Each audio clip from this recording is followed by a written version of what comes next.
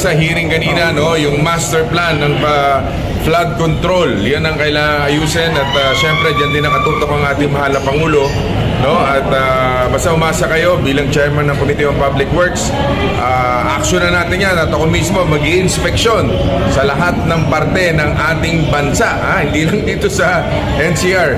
Basta titingnan natin lahat yung mga problema dyan sa pagbaha.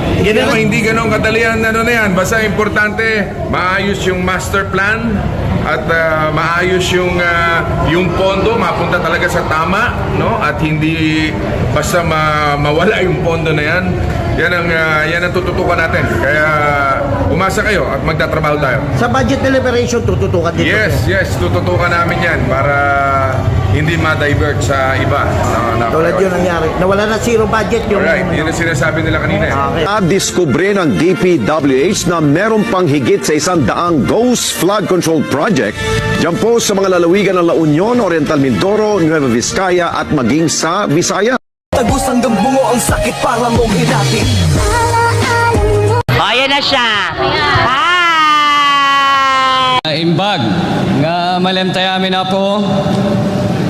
Mahirap paniwalaan. Nandito na naman tayo after 3 years. Napakabilis lumipas ang oras. Ng aking lahi, lahing kayo mangi.